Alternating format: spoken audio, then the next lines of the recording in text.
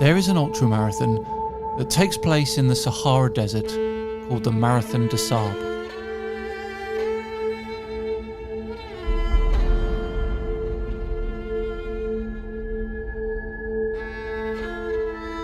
A 250-kilometre multi-stage race which sees you running in one of the harshest environments on the planet.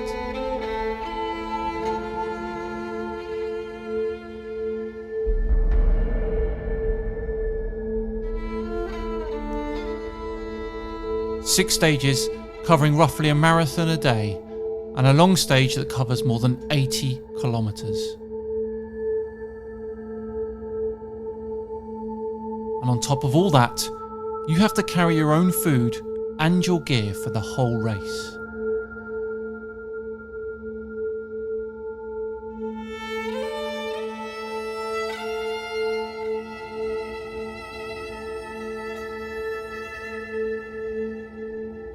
It calls itself the toughest foot race on earth, and for good reason.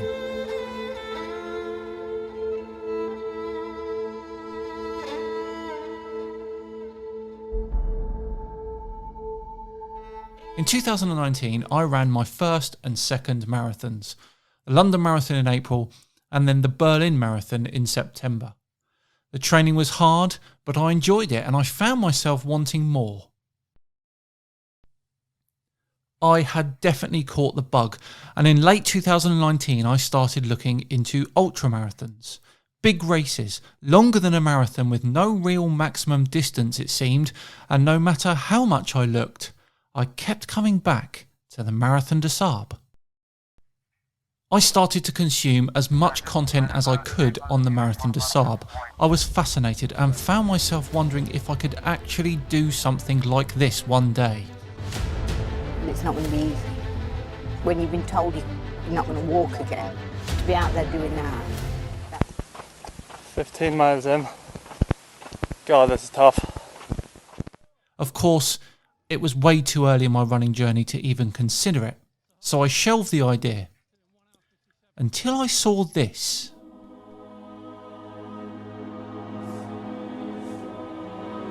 A half version of the Marathon des Sables, 120 kilometres over 3 stages spread across 4 days on the Canary island of Fuerteventura. It looked perfect, and from this very moment, my heart was set on it, so I penciled it in to my 2021 running calendar. My coach drew up a training plan which would take around 18 months to complete, and I began in earnest. But then, China has identified the cause of the mysterious new virus. Coronavirus. There are fears a rapidly spreading virus has reached Australia. the pandemic hit, and I wasn't going anywhere. The race itself was still on, but the big ultras I had planned to prepare for it were called off, and with a heavy heart, I postponed it to 2022. In mid-2021, I started training properly for the Half Marathon des Sables, and between then and summer 2022, I competed in a huge amount of warm-up races. The New Forest Rattler Marathon, the Serpent Trail 50 km, the QE Midnight Marathon, Andover Trail Marathon, Clarendon Marathon, the Dorset Endurance Life Marathon, the Portsmouth Coastal Marathon, the 140 km Pilgrim Challenge, and the Three Forts Challenge. I was race ready, and as summer 2022 gave way to autumn, I made sure I had all my kit ready and boarded the plane to Fuerteventura. What I didn't know though was nature had one more trick up her sleeve. You see, in the days before I left, a tropical storm had been brewing, and for the first time in 20 years it smashed into the Canary Islands. According to the organisers, the routes were impassable in places, and by the time I had landed, the race had been postponed by a day. We gathered in the gym on Monday evening for an emergency briefing where the Half MDS team told us that there was going to be a race. Mais il y aura bien une course. But there will be no camping as the campsite was underwater. They'd also binned the rest day, which meant my HMDS experience was to be as follows. a 62-kilometre long stage on day 1, a short 12.5 kilometre stage 2, and a final stage of 24 kilometres, all one day after another. I was nervous but excited. The morning would bring the race. Stage 1 was to be the long stage, and we were bussed out to the start around 2 kilometres from the coast. The route starts with a 2-kilometre run to the sea, where we would take a hard right and follow the coast on hard dirt paths for around 16 kilometres.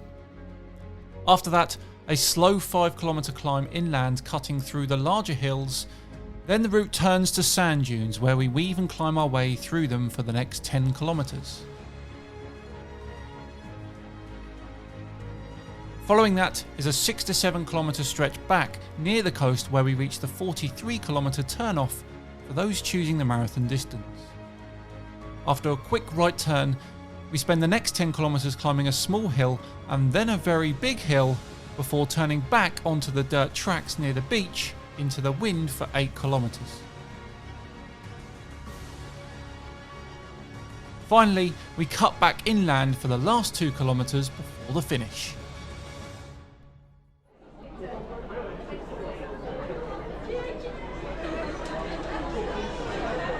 As we waited for the buses, I was very apprehensive.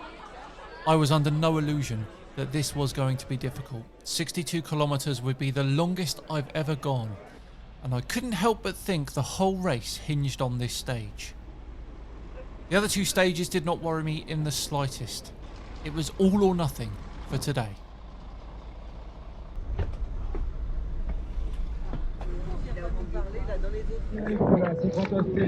So here we are after a flipping 1-hour bus journey. We're at the start finally. Cheers. Yes, we'll do. Yeah. So stage 1, 62 kilometres, we're finally off.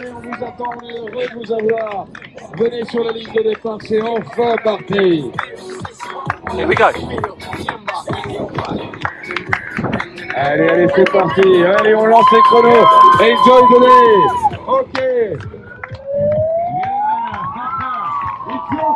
Here we go. 62 kilometres, the furthest I've ever run. They've had some awful weather here. It's amazing they managed to get it started. So here we go. I was off and actually started to feel great about the race. If only I knew what was to come. But for now, I was running in a race I'd waited over 2 years for, so I got to it. Good.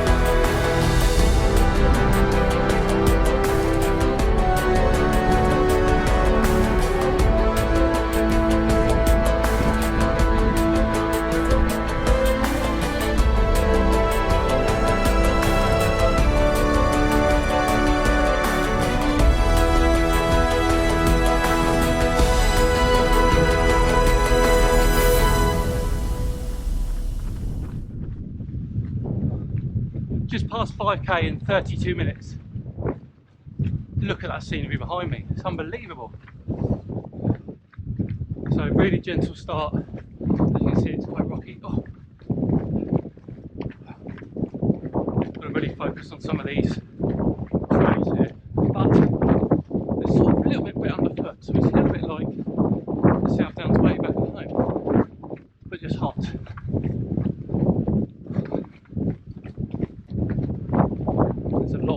In this race.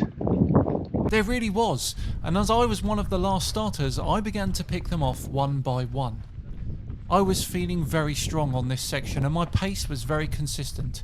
I was in the groove, so I did what I do best and ran the trails.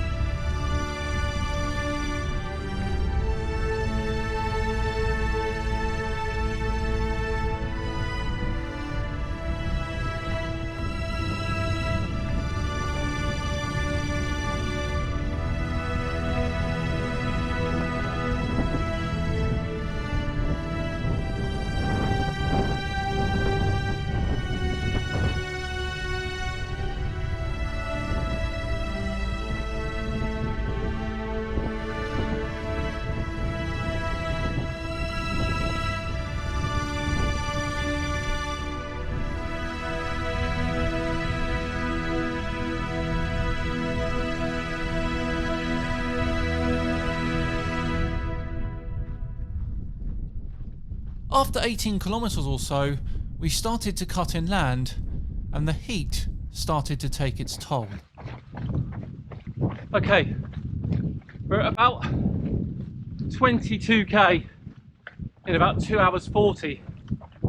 I'm in this little gully now and I'll take the opportunity to record because it's so windy. I don't know if you can pick it up.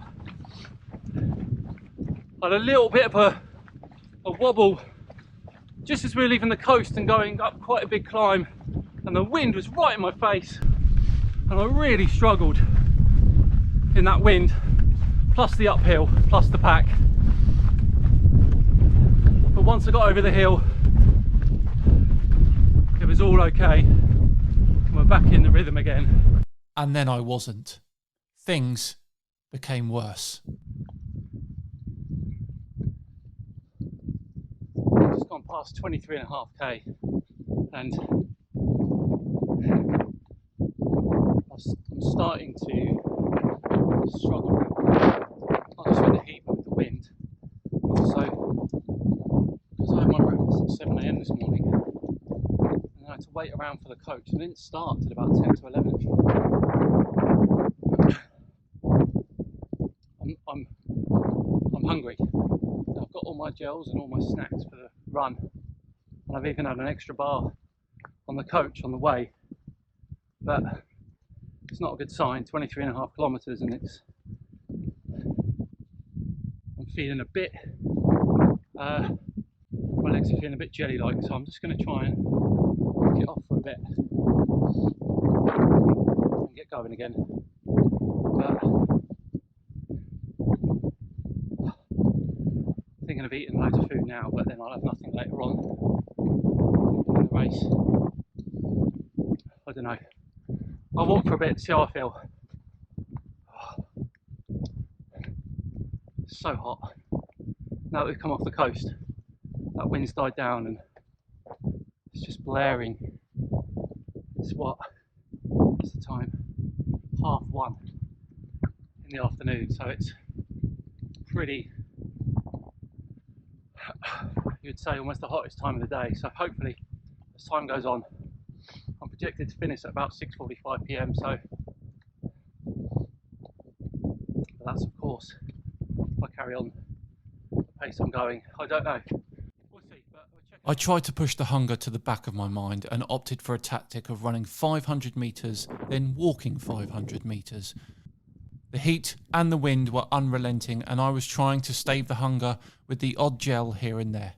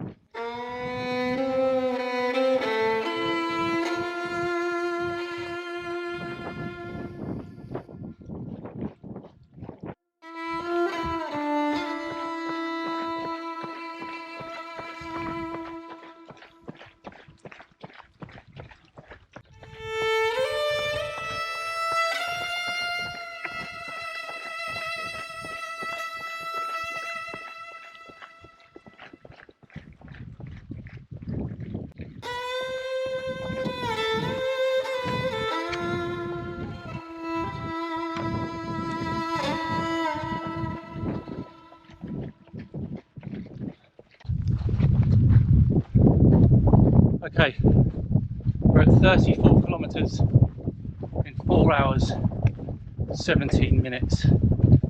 I feel like utter shit. Hang on. So I've messaged my wife, like, so there's a point that's coming up in about 5k where at 40 kilometers where you turn left to do the 42k or you carry straight on to do the 62k. And I've told my wife to keep messaging me every 20 minutes to say do not turn left. I don't know how I'm going to finish this 62. Everything in me is telling me to turn left. Everything in me. And I've somehow got to carry on.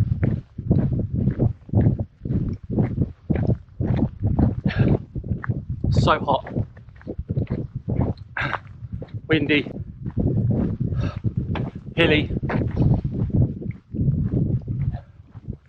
Oh, I'm just so hungry.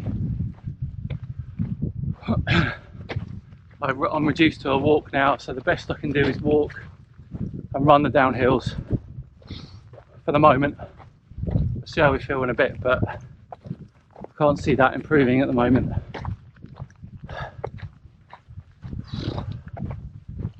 But we'll keep going. We will keep going, and I will try my absolute hardest not to turn left. Beautiful scenery though, look at it. Absolutely beautiful.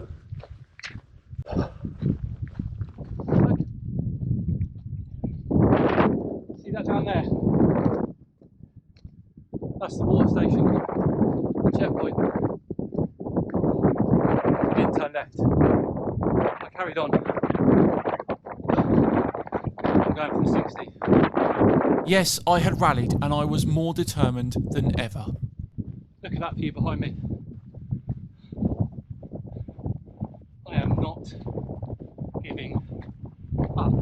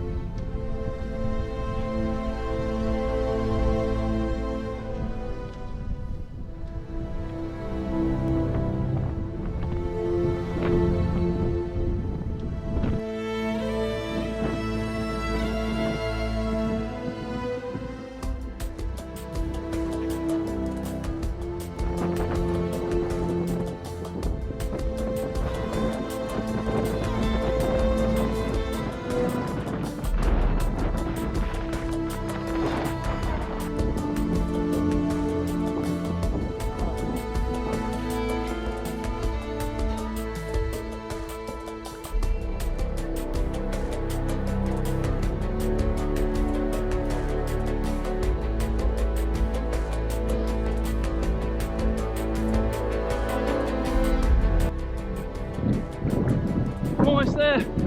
I'm getting cramped on my hamstring, but I'm almost there. I can see the finish.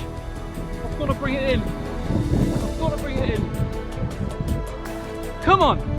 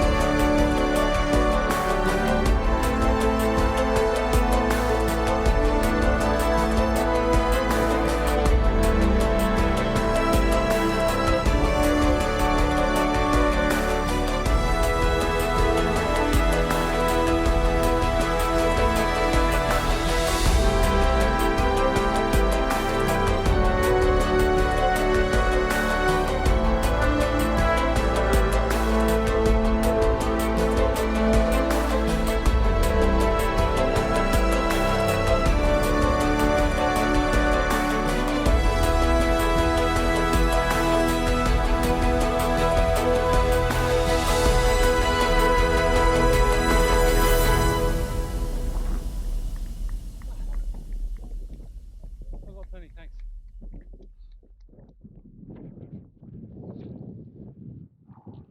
I had done it. It was the hardest thing I've ever done, but I had done it. All I needed to do now was rest and wait for day 2. Stage 2 starts at the hotel with a 1 kilometre run on the beach before turning inland and 2 to 3 kilometres of undulating dirt tracks. Then comes the climbing as we go straight up the side of the mountain. Once we are over this, we duck down the back of it through the checkpoint and loop around the base of the back of the mountain.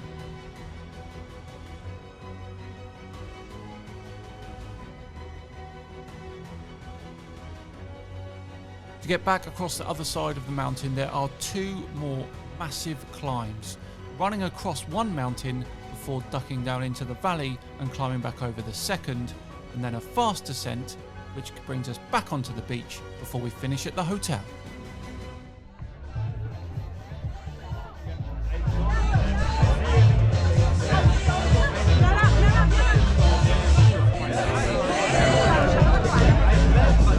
The start of stage 2 was a party atmosphere, a world away from the barren start the day before.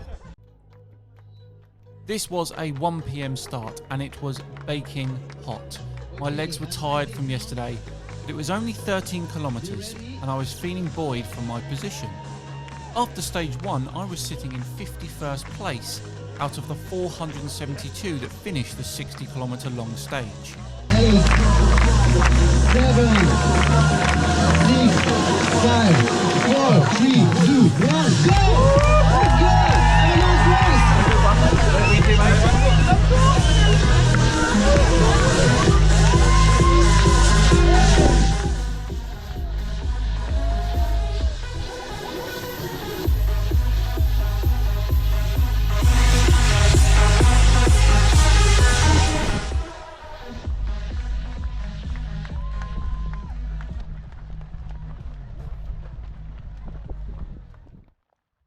Now, if I was honest, I would say I was feeling very ropey within the first 2 kilometres, but as soon as we started climbing, I hit my stride.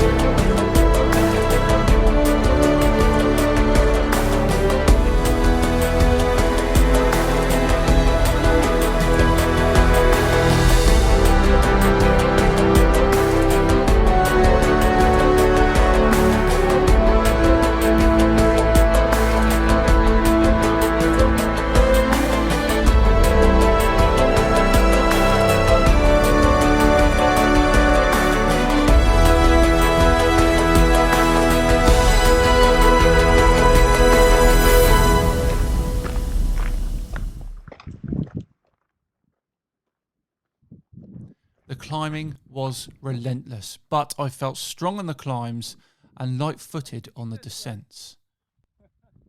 I zoomed past the checkpoint and the climbs returned. So just over 10k into this second stage. No, 11k.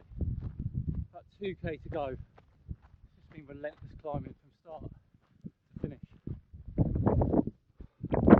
But we're almost there. Just wanted to show you this view really. That's the reward, that view.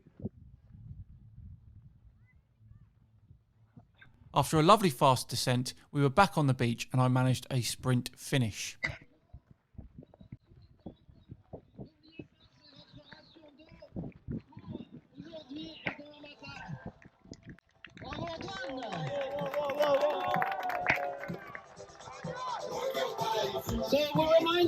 I had slipped back to 61st position overall, but I didn't care. There was one more day to go and I could not wait. Stage 3 begins with a long 5-kilometre stretch of hard sand beach before crossing the peninsula. This consists of 7 kilometres of undulating sand and dirt tracks before reaching the north coast, turning right and trekking across 12 kilometres of sand dunes along the coast. The route then tucks inland shortly before finishing at the resort. Now, it was my hope to bring you some wonderful footage of the third stage, but for some reason my GoPro decided it didn't want to work anymore. Now, I've got some footage of the third day from the HMDS team, but as you can see from my race photos, I was having the time of my life during this stage. I was once again one of the last to start this stage, as I was on one of the last coaches.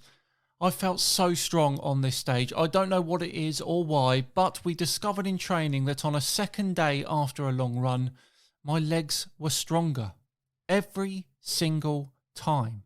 And today, all that training paid off. It was no different. I started to reel in the other runners, passing over 100 in the first 5 kilometres.